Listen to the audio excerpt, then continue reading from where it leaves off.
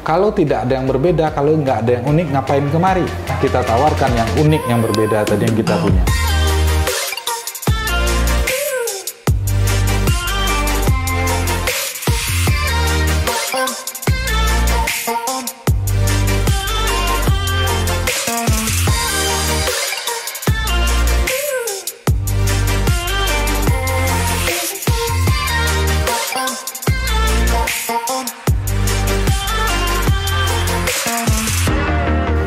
Assalamualaikum Busana Pariwisata, kembali lagi di Malapa, Mautalamak Pariwisata dan Ekonomi Kreatif. Nah, saat ini Inet sudah bersama dengan Bang Robi ZR. Assalamualaikum Bang. Waalaikumsalam. Apa kabar? Alhamdulillah. Ini baik. Robi ZR ini, Z in the R-nya tuh apa tuh ya Bang ya?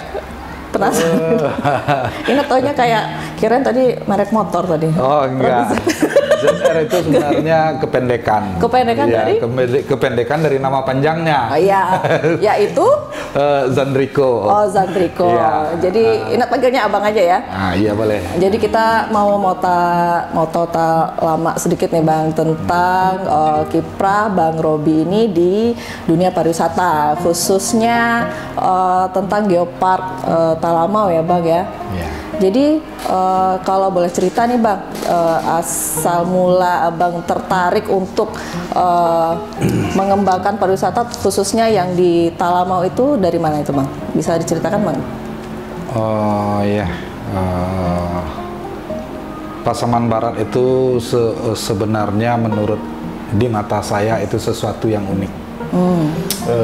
Kemudian tapi satu hal saya berpikir kenapa belum termunculkan ke permukaan.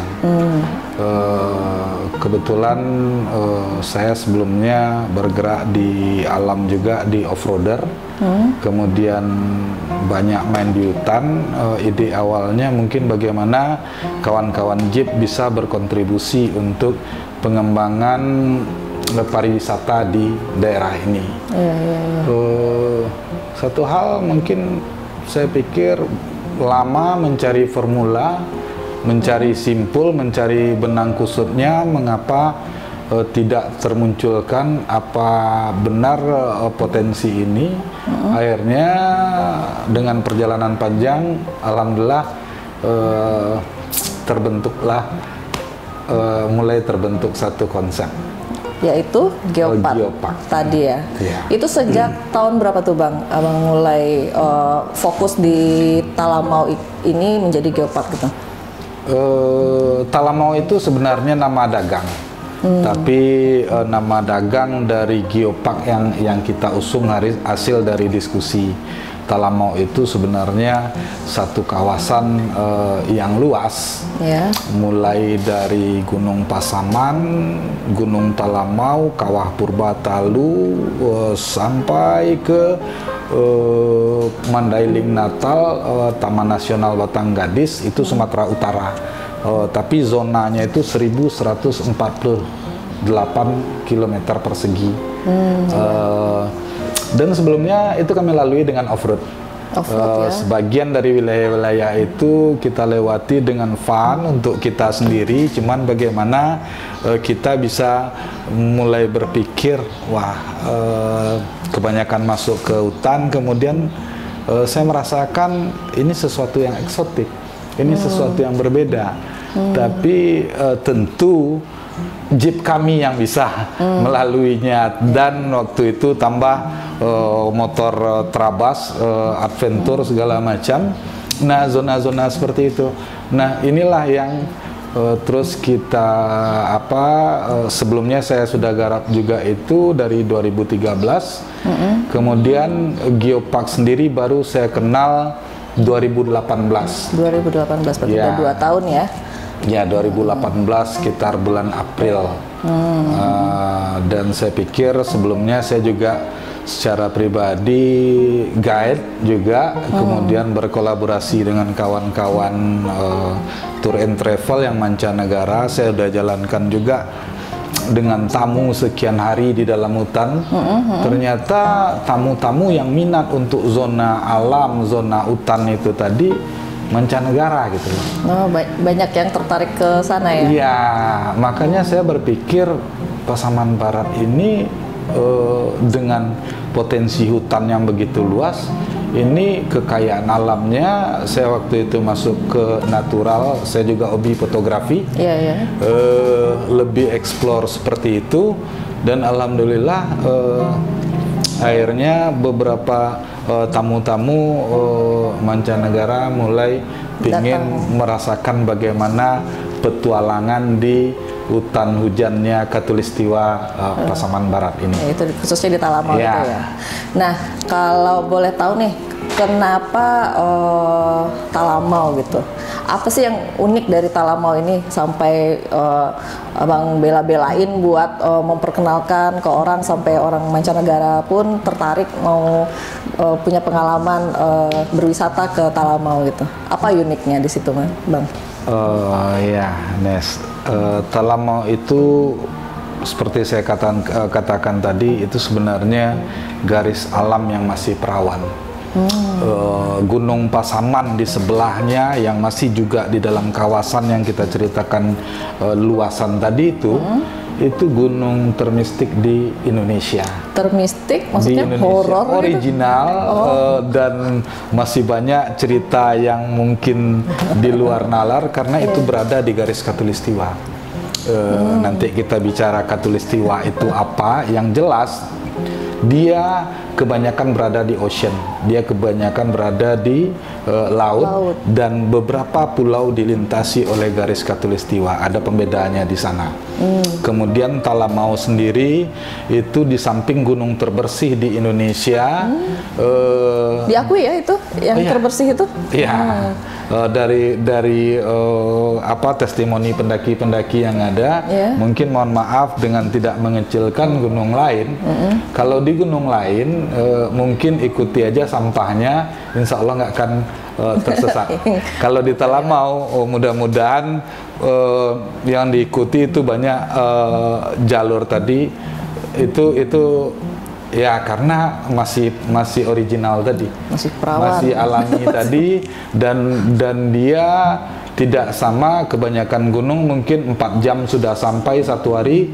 Talamau itu butuh untuk normal aja 4 hari mendaki Talamau, dan ranknya bisa 5 hari, tapi waktu itu kami lakukan 6 hari, dan itu tergantung apa yang akan kita cari ke sana. Nah, mengapa geopark Talamau tadi? Talamau itu sendiri sebenarnya sekarang dengan usungan geopark tadi itu menjadi kandidat, di samping dia berperingkat nasional dari warisan geologi di Kementerian SDM, dia juga kandidat plato tertinggi Asia Tenggara yang sekarang dipegang oleh Dataran Tinggi Dieng. Nah, ketika warisan geologi ditetapkan, nominasi ya, Talamau itu akan memegang plato tertinggi Asia Tenggara, menggantikan posisi dia yang tadi. Insya Allah begitu. Kemudian kita punya kawasan hutan yang cukup alami, kita punya hutan yang masih jauh lebih banyak di Sumatera Barat ini untuk tempat kehidupan flora dan fauna. Berbagai satwa, berbagai flora. Kemudian kita cerita di Talamau itu saja dari 600 mdpl sampai 1.600 meter di atas permukaan laut, itu sudah ada penelitian LIPI-nya, ditemukan baru 176 jenis burung. Baru ya? Ya, 176. tentu harus banyak menggali lagi. Kenapa? Karena itu satu garisan dari eksplorasi ekspedisi tadi yang memetakan itu. Tapi belum belok-belok kemana belum. Kemudian di jalur itu juga itu lebih 100 jenis tikus. Ada yang sebesar kucing juga. Tikus? Yes. Segede Terus kucing dia hutan sampai berbatasan dengan Sumatera Utara, Taman Nasional Batang Gadis, kemudian sampai ke kaldera Gunung Melintang yang di sana lebih dari 90% masih hutan dengan kanopi tertutup, dengan potensi harimaunya juga masih ada, tapirnya masih ada, kijangnya masih ada, burungnya beragam juga, dan belum diteliti pastinya ini akan menarik bagi para botanikal, para hobi bird watching, kemudian hobi nature lover. Dengan begitu, ini mainan yang jadi untuk wisatawan minat khusus, tapi juga untuk penelitian dan pastinya dengan syarat-syarat dan konservasi yang cukup ketat ke depannya seperti itu. Begitu. Nah, kenapa Talamau? Talamau itu adalah menurut kami feel-nya suatu nama yang unik. Ada gunungnya Talamau, ada kecamatannya Talamau, ada gunungnya Pasaman, ada kecamatannya Pasaman, dan dia merepresentasikan judul dari satu produk. Kita tidak namakan Geopark Pasaman Barat, tapi kita ambil nama itu adalah yang Talamau itu bagian dari cerita salah satu yang ada di Pasaman Barat, makanya kita kasih namanya Talamau. Dengan seperti itu, konsep yang kita usung adalah adventure. Ini negerinya sang petualang, kira-kira begitu. Menarik sekali ya Bang ya, cerita Abang tadi tentang mistiknya, mulai dari mistiknya hutan yang di Talamau, terus banyak jenis burung, bisa dijadikan tempat untuk penelitian juga, untuk apalagi tadi wisatawan minat khusus juga, adventure ya. Jadi selama ini 2014 tadi ya Bang ya? Mulainya 13 ya.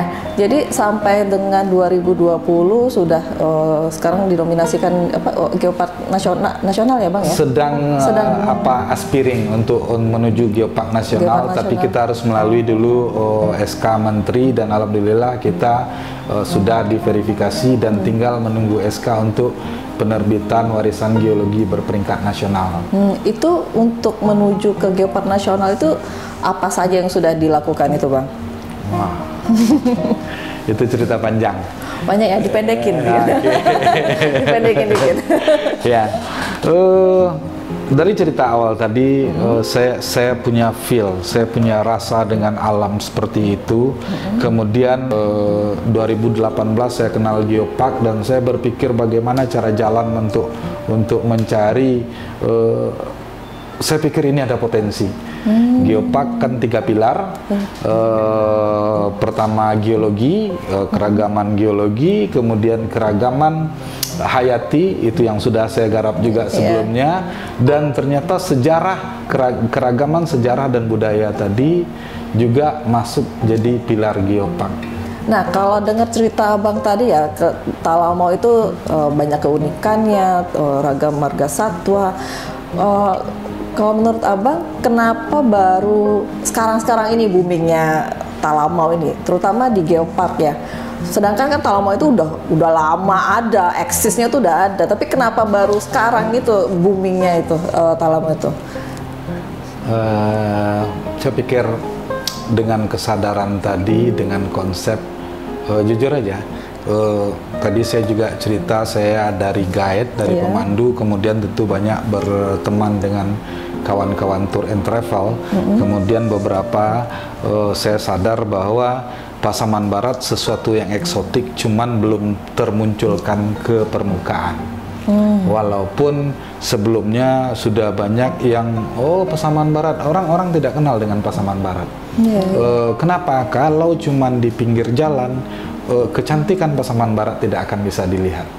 Tapi dengan itulah, setelah masuk lebih dalam airnya, saya banyak bertemu dengan berbagai komunitas. Ada pencinta alam, ada off-roader, ada trabas juga, kemudian ada downhill, ada para layang. Ternyata di sini begitu lengkap. Nah, ini kami satukan. Ini kita coba merangkul kawan-kawan. Kemudian saya tahu Geopark itu sendiri sebenarnya milik masyarakat. Geopark itu mengusung 3 pilar tadi, dan kita memang harus membumi ini punyanya masyarakat loh. Kemudian bagaimana dari awal dia jadi milik masyarakat, tapi kita memang harus lebih kuat meningkatkan SDM. Saya pikir saya sudah buktikan Pasaman Barat tadi yang tidak ada apa-apanya, alhamdulillah saya udah datangkan tamu-tamu mancanegara ke udah mulai dilirik ya. Dan itu ternyata mereka puas dengan alam, tidak ada apa-apa. Saya bilang Pasaman Barat, kalau Anda lihat secara kasat mata Pasaman Barat tidak ada apa-apanya. Tapi dengan satu konsep, dengan yang sudah menjalaninya, Anda akan bisa dapat apa-apa yang banyak sekali. Tergantung, kalau datang tidak punya rencana, Anda tidak akan dapat apa-apa di Pasaman Barat. Datanglah ke Pasaman Barat itu dengan satu tujuan, datanglah ke Pasaman Barat dengan satu, ada yang dicari, tentu kenali dulu Pasaman Barat. Apa yang berbeda, inilah negerinya petualang. Saya tawarkan petualangan, saya tawarkan from zero to something. Nah, kemudian kita angkat Geopark Talamau tadi dengan lebih membumi kepada para community, kemudian kita sosialisasikan kepada masyarakat, dan alhamdulillah saya didukung oleh orang-orang hebat, kawan-kawan yang luar biasa, yang di sini memang kita punya motor-motor yang luar biasa untuk mengedor tuh. Nah, belakangan apa yang kami lakukan button up, bergerak dari bawah. Kemudian ini yang berbeda ternyata mungkin di Sumatera Barat, kemudian kebanyakan di Indonesia mengenalkan Geopark itu sudah nasional dulu, baru nanti dikenalkan ke masyarakat. Kami terbalik. Kami libatkan masyarakat dari awal, kami kenalkan ini lo punya mereka, akan merubah perekonomian, tentu dengan meningkatkan pengetahuan, kecintaan mereka terhadap negeri mereka, dan lebih peduli apa yang bisa mereka buat. Nah, ini yang sudah kami perkenalkan, sehingga pertama di masyarakat lebih membumi, ini Geopark kami. Nah, setelah itu sense of belongingnya lebih tinggi. Nah, mungkin di situ pembedaannya. Kemudian kami memang lakukan bergerak dari awal, menggali, menginventarisir, menelusuri, eksplorasi. Kemudian data-data tadi kami punya, kemudian baru dengan ahli waktu itu Om Bodal juga yang support dari awal, ya mungkin ini yang membuat belakangan kami jadi pembeda di antara geopark yang ada, yang muncul memang dari permukaan, dari orang-orang nekat. Dan saya pernah ditanya punya modal apa untuk mengusung Talamau, saya cuma punya modal nekat. Ada duit, saya tidak punya pendekatan keuangan untuk memperkenalkan. Dan alhamdulillah sejauh ini kenekatan ini mulai dilirik dan hasil, ya? Mulai dibicarakan Talamau Geopark, dan mulai dapat simpati, dan dia memang baik di Pasaman Barat sendiri sampai ke Sumbar sendiri, dan kita juga terlibat ikut di Geopark Indonesia, memperkenalkan ini terus menerus kepada kawan-kawan tour and travel juga. Nah, dari awal kita udah rancang Talamau ini sebelum kita apa-apakan, sebelum kita bangun A, B, C segala macam, tetap alam, tapi yuk monggo kalau mau masukkan. Kenapa? Karena kita yakin setiap objek pasti berbeda pasarnya. Kami tidak mau konsep sama dengan. Kenapa? Karena kami punya keyakinan kalau yang begini, ini pasarnya, tempat ini di sini pasarnya, dan tidak mungkin sama dengan semua. Nah, di situ sebelum kita buat pembangunan segala macam, kita minta respon dulu, usulan dari kawan-kawan segala macam, dan inilah yang menjadi kita memang lebih penguatan kepada Geopark sendiri. Rencana induk Geopark kita memang lebih sabar menunggu kesananya, sehingga kedepannya kita memang lebih terarah untuk pasar yang akan kita tuju, kira-kira begitu. Berarti sebetulnya Talamau ini udah punya segmentasi pasar sendiri ya. Itu yang kayak tadi adventure, minat khusus, penelitian, ke arah-arah situ ya Bang ya. Nah, tadi Abang ceritakan kalau yang Talamau ini berbeda dengan geopark yang lain, karena biasanya kalau yang geopark lain mungkin dari udah di blow up dulu baru ngajak masyarakatnya. Kalau di sini mungkin masyarakatnya dulu diajak, baru pelan-pelan ke tingkat nasional gitu ya. Nah, itu untuk mengajak masyarakat sendiri kayaknya kan nggak mudah ya Bang. Nah, pendekatan yang abang lakukan gimana tuh untuk ke masyarakat supaya mereka sense of belongingnya tadi itu ada tuh terhadap Talamau itu sebagai geoparknya mereka gitu. Mereka menjadi bagian dari geopark itu. Gimana tuh bang pendekatannya? Saya pikir di kabupaten ini pertama saya berpegangan banyak orang-orang hebat di kabupaten ini. Kemudian dari yang saya rangkum, saya kenal geopark itu di YouTube. Kemudian saya baca literatur geopark segala macam. Saya coba diskusikan sama kawan-kawan. 1, 2, 1, 1, 1 kan begitu. Dan ketika mereka juga baca geopark itu apa, dia pikir kamu gila ini nggak akan mungkin. Kenapa? Geopark itu sendiri begitu ketat. Geopark itu sendiri bukan suatu pemberian. Geopark itu sesuatu yang diperjuangkan, sesuatu yang harus lolos kualifikasi, dan yang menarik bagi saya adalah geopark itu ada geopark nasional, ada UNESCO Global Geopark. Jadi ketika kita mengusung geopark tadi, saya sekaligus berpikir sudah sesuai Pasaman Barat untuk internasional, Pasaman Barat untuk mancanegara. Nah, lompatan inilah yang mungkin saya pikir jadi cara berpikir ketika saya gabungkan dengan konsep geopark, dan pastinya saya harus membutuhkan banyak orang-orang hebat, kemudian diskusi banyak, sampai di lapangan juga banyak berdiskusi. Kalau di Minang namanya batanyo. Kadang ketika saya ke hutan itu mungkin dusana-dusana keluarga-keluarga yang biasa mamike itu jadi guru tempat bertanya. Ada namanya mamike buruang dengan cara apa itu kalau di kampung namanya memike kan gitu tuh, memikat. Mikat. Iya. Dia apa memike kalau dia apa seperti itu. Kemudian ada yang juga menjerat rusa segala macam. Ternyata di hutan mereka banyak tahu jalan hutan segala macam.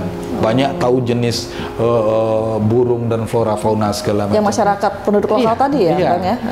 Ketika akan masuk ke hutan, kita diskusi dengan masyarakat. Kemudian saya ceritakanlah adatnya akan dengan konsep geopark ini bagaimana kita memunculkan adat dan sejarah kembali. Mereka tertarik bahwa inilah kita. Mengapa adat kita tidak dimunculkan? Mengapa budaya kita, sejarah kita tidak dimunculkan? Makanya mereka jadi tertarik, dan konsep cerita awal saya sama teman-teman cuman sayang nggak sama negeri ini, sayang nggak dengan kampung ini.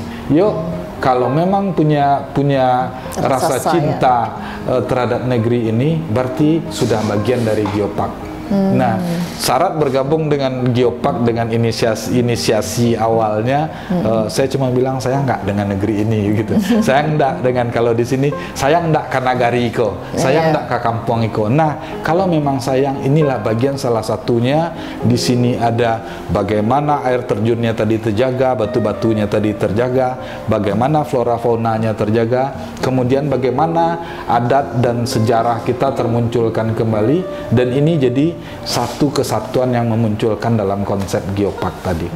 Oh, berarti abang memang mendekati personal ke masyarakatnya ya.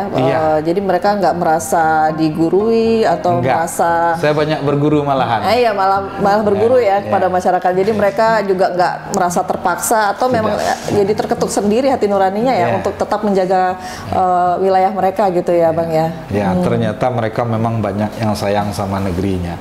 Cuman memang tidak tahu mau bagaimana gitu. Tidak tahu ini mau diapakan. Memang akhirnya dengan ini pastilah geopark itu lengkap, mulai dari bagaimana nanti konsep menjualnya dengan tour operator segala macam. Dan di geopark sendiri itu ada legenda yang tetap dipertahankan. Tapi macam-macam. Tentu ada legenda nanti bagaimana di sini dulu ada hidup misalnya harimau berantai segala macam. Ternyata hal itu tetap di Geopark dipertahankan. Legenda-legenda bagaimana batu itu dulu menurut legendanya mereka tetap dipertahankan. Dan cerita itu masih tahu apa namanya ya? Dipelihara oleh masyarakat ya cerita itu ya. Nah, nanti di Geopark ada sains, ada ahli geologi yang akan menjelaskan bagaimana keterkaitan itu. Jadi secara ilmiah begini, kemudian legendanya tetap kita tanpa mengerdilkan, kita langsung kedua-duanya. Dan ini kita paparkan legendanya begini, tapi ilmiahnya beginilah menurut para ahli. Nah, di situ menurut saya lebih menarik pariwisata. Menggandeng ya. Iya, pariwisata yang diusung dengan konsep Geopark ini sesuatu yang unik, sesuatu yang tetap memelihara sejarah, tetap menjaga konservasi, tapi dia tidak lepas dari kerangka ilmiah. Jadi saya pikir ini sesuatu yang berkualitas untuk menuju internasional tadi, kira-kira begitu.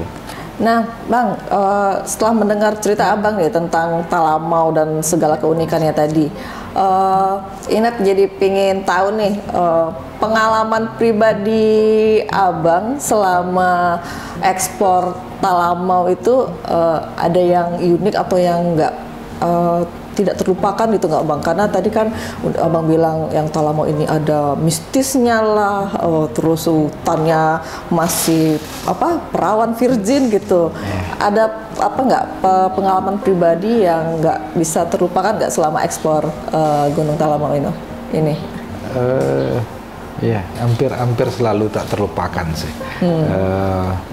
Macam-macam cerita ketika kebanyakan kita berada di zona hutan tropis dengan kanopi tertutup.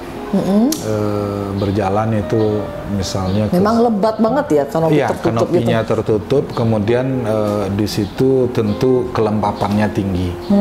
Dan ternyata di situ juga banyak hidup beragam. Saya pikir coba inventarisir dengan kawan-kawan, kami punya fotonya juga. Setidak-tidaknya 17 jenis pacet ya. Pacet tahu pacet ya. Tahu yang kayak lintah yang suka ada yang bening, ada yang kayak vampir, ada yang seperti loreng.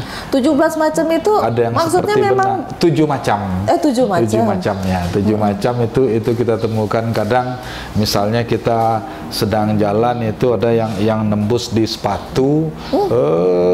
Dia lewat benang, lewat juga dia ternyata di satu titik udah dia bawa teman-temannya. Oh, halus banget berarti halus ya bisa nembus sepatu gitu ya. Kita pikir cuma satu, ternyata temannya banyak.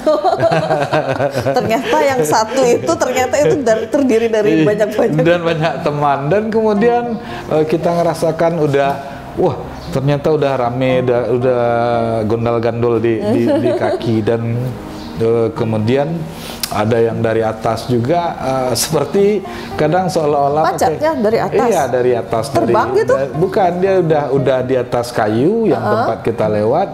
Kemudian ketika kita lewat dia tinggal melompat aja. Dan udah dia ada nikmati sisi dia nikmati sisi punggung, sisi perut, ya kemana-mana lah. Itu daerah-daerah tertentu gitu ya? Iya, kanopi tertutup dalam posisi eksplor. Nggak semua areal gitu kan? Tidak semua areal, tapi itu bagian dari pengalaman yang sebenarnya membiasakan diri. Kalau dilihat mereka akan suka mengambil darah yang kotor, jadi mungkin darah kotornya dia bantu diambil dan kita jadi tambah sehat. Itu baru pacat ya. Kalau yang tadi kayak ada tikus segede kucing tadi itu pernah lihat juga tuh ya Bang ya? Iya, zonanya itu di zona kaki di tengah lah, di pinggang Talamau. Kalau di situ ada juga beragam pacat, tapi di zona arah ke Taman Nasional Batanggadis tadi itu lebih beragam dengan kanopi tertutup. Kemudian di sini juga masih ada harimau Sumatera. Pernah ketemu juga tuh Bang? Sebenarnya tanda-tanda itu banyak di kita temui. Pernah suatu itu kami eksplorasi bagi 2 grup dengan selisih jarak tim A dan tim B itu cuma 15 menit. Jadi tim A udah duluan, kami di belakang waktu itu 8 orang. Dengan jarak 15 menit tadi ternyata yang di depan nggak tahu ada jejak di belakang mereka. Kemudian ada kotoran, dia kotorannya khas. Dia ada bulu-bulunya kotoran dan jejaknya sekitar 5 ekor antara 2 yang besar dan 3 yang kecil-kecil. Oh, yang tim A tadi udah diikutin kali ya? Kali. Dan di dalam kemiringan elevasi hutan yang dengan kemiringan seperti itu, dengan hutan lebat seperti itu kebanyakan lebih murah. Dengan makanan yang lebih banyak, jadi dia yang lebih cenderung murah melihat kita karena tempat bersembunyinya lebih banyak. Ya. Dan mungkin kalaupun bertemu, mudah-mudahan sejauh ini belum, tapi jejak-jejak itu begitu sering dan apa namanya, jadi kalaupun itu bisa ketemu paling secara tidak sengaja berpapasan. Tapi mudah-mudahan sejauh ini belum ada. Berarti memang ekosistemnya itu memang terjaga ya? Masih harmonis, masih terjaga karena apa? Di sana juga ada makan besarnya, ada tapir, ada babi, ada rusa, ada kambing hutan dan segala macam. Itu masih banyak ya di sana? Masih banyak. Dan dengan jumlah makanan yang lengkap, otomatis insting binatang buasnya tadi masih normal. Kebanyakan ketika kita melewati itu, kalau yang mereka sudah tahu, mereka cenderung lebih menghindar. Ya, kecuali kepergok kebetulan sama-sama nggak nyadar ketemu di simpang kira-kira. Kirain karena takut lihat abang kan, wah rajanya nih. Enggak juga. Ya pastinya di alam namanya kita tamu di tempat mereka. Tentu kita tetap tidak boleh anggap remeh apapun. Kita tetap waspadai langkah, kita tetap perhitungan gerak terhadap berbagai macam, baik binatang buas termasuk sisi hutan-hutan yang kadang kalau secara geologinya tadi itu batang-batang kayu besar itu akarnya tidak sampai ke tanah karena dia memegang itu di akarnya itu cuman berada di posisi batu. Jadi memang mitigasi bencananya juga harus dihitung. Makanya di sini dalam konteks perjalanan petualangan tadi, baik eksplor ke hutan, saya sangat menyarankan untuk gunakanlah orang-orang lokal. Kenapa? Yang lebih tahu di situ ya wilayahnya. Itu sudah alam mereka. Kita kalau di Minang ada namanya lain lubuk, lain ikannya, lain padang, lain bilalang. Pastinya lawi, sati, rantau, batuah kalau di Minang. Jadi masing-masing ada zonanya dan mereka lah yang akan menjadi pemandu kita. Dan saya insya Allah selalu gunakan itu. Dan sejauh ini dan masyarakat pun welcome ya dengan dan orang yang mereka welcome. Dan mereka welcome tentu pasti. Kita ada namanya kita tentu berbaur dengan masyarakat. Ikuti pantangan dan larangan mereka. Walaupun petualangan, tapi saya salut juga dari mancanegara yang datang kemari. Bahkan mereka lebih teliti mempertanyakan, oh ini boleh, oh ini boleh, dan mereka selalu nyinyir bertanya, dan di situ dia ngikutin guide-nya, baik dari dari tour leadernya sendiri maupun yang pemandu lokal. Jadi insya Allah sejauh ini harmonis saja dan kita selalu gunakan potensi-potensi lokal tadi. Oke. Nah, untuk kedepannya nih Bang, ekspektasi Abang terhadap Talamau ini khususnya yang di Geopark itu seperti apa? Oh ya.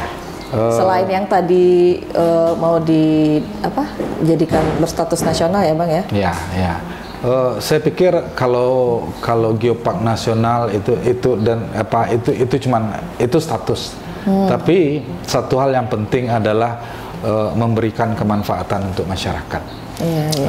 Yang paling poin adalah ini punya mereka. Kemudian dari mana datangnya manfaat tadi? Bukan dari proyek. Datangnya kemanfaatan tadi tentu datangnya tamu-tamu berkunjung, terjadilah transaksi antara masyarakat dan si tamu tadi yang mengantarkan rezeki kepada masyarakat itu tadi. Nah, dari konsep inilah tentu kita harus banyak mengedukasi masyarakat mau buat apa. Ada di Geopark namanya geoproduk, membuat berbagai macam produk yang bersumber dari alam itu juga, alam mereka juga, sehingga tanpa merusak alam, dan mana yang bisa untuk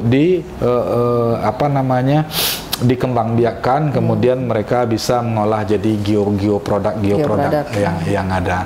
Kemudian meningkatkan keahlian mereka dari biasa jadi lebih profesional terhadap kepemanduan, untuk cara memasak dan berbagai hal, mungkin juga mengajari seni bela diri atau apa aktivitas lokal yang ada, sehingga si masyarakat bisa kita menyambut rezeki yang datang dari tamu-tamu tadi. Jadi poin besar kita itu dengan arah tujuan pasar, kita tahu pasti Pasaman Barat tidak mungkin kita garap dengan konsep city tour. Ini adalah negerinya petualang, tentu menikmatinya secara petualang, dan saya juga pikir keterbatasan-keterbatasan yang ada itu adalah peluang untuk lebih membuat semua jadi ada experience, ada pengalaman di sana. Dari pengalaman itulah yang akan kita jual, dan pastinya mengarah kepada negara tertentu, dan saya lebih pikir kepada Eropa dan mancanegara sana. Kenapa? Karena mereka sejauh ini mereka udah jauh datang ke Indonesia, jadi tidak ada masalah dengan jauh. Kalau tidak ada yang berbeda, kalau nggak ada yang unik, ngapain kemari? Iya. Nah, kita tawarkan yang unik, yang berbeda tadi yang kita punya. Makanya jauh saya pikir tidak masalah lagi. Inilah yang akan membuat Pasaman Barat muncul jadi pembeda di antara pasar kawan-kawan kabupaten kota lain yang sudah maju duluan, tapi Pasaman Barat muncul dengan cara yang berbeda.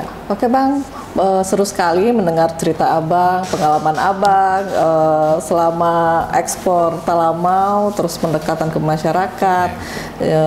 Semoga talamau ini tetap terpelihara seperti Insya Allah apa adanya, tidak rusak ya Bang ya, dan dengan segmentasi ingin pasar kita seperti itu ya. Iya, dan dengan segmentasi pasar yang jelas pula ya Bang ya, yang tadi adventure, minat khusus, penelitian, dan yang sejenis gitu ya Bang ya.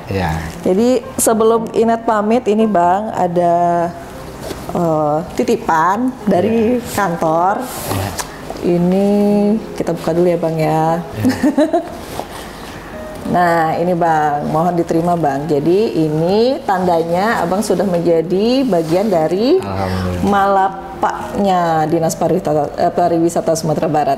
Terima kasih. Iya. Ini lagi Bang.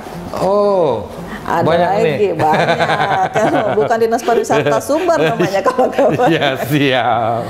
Alhamdulillah. Makasih banyak ya Bang ya. Sama-sama. Oke. Dunsana Pariwisata, demikianlah bincang-bincang Inet dengan Abang Robi ZR, seorang penggiat pariwisata khususnya di Talamau, Kabupaten Pasaman Barat. Sampai jumpa kembali dalam Malapak berikutnya, tentunya dengan pelaku pariwisata dan ekonomi kreatif lainnya. Wassalamualaikum warahmatullahi wabarakatuh. Salam pariwisata, salam Titi Masuk.